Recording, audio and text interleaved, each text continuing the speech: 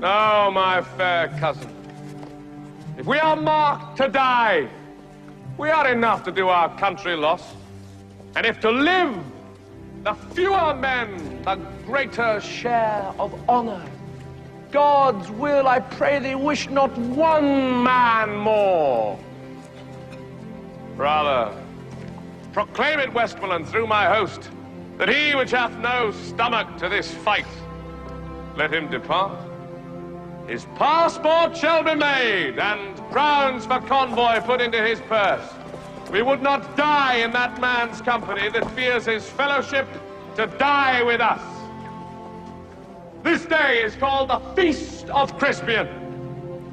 He that outlives this day and comes safe home will stand at tiptoe when this day is named, and rouse him at the name of Crispian.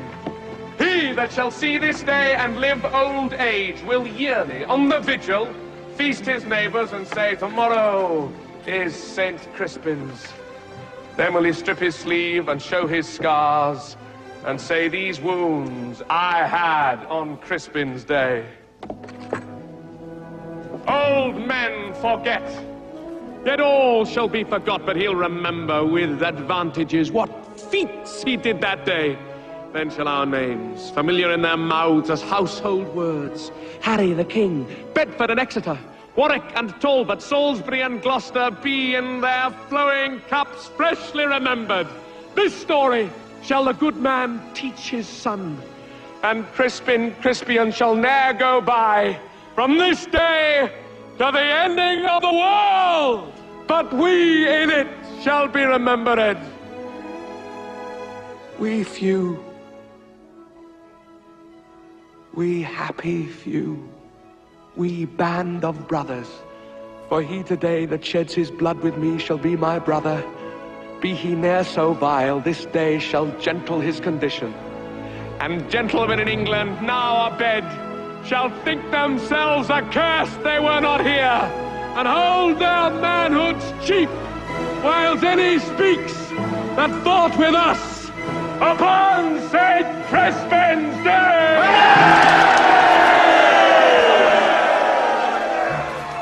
My sovereign lord, bestow yourself with speed.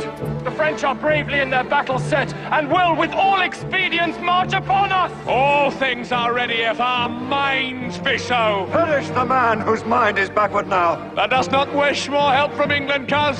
God's will, my liege. Would you and I alone, without more help, could fight this royal battle? You know your places! God be with you all!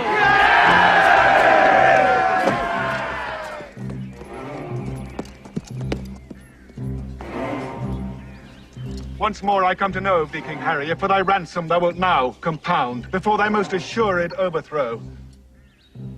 Who hath sent thee now? The Constable of France. I pray thee bear my former answer back. Bid them achieve me, and then sell my bones. God! God! Why should they mock poor fellows thus? Let me speak proudly.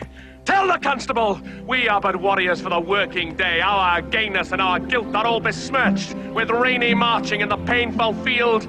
But by the mass, our hearts are in the trim. Herald, save thou thy labor. Come thou no more for ransom, gentle herald. They shall have none, I swear, but these my joints, which, if they have, as I shall leave them, shall yield them little. Tell the constable. I shall, King Harry. And so fare thee well. Thou never shalt hear herald any more.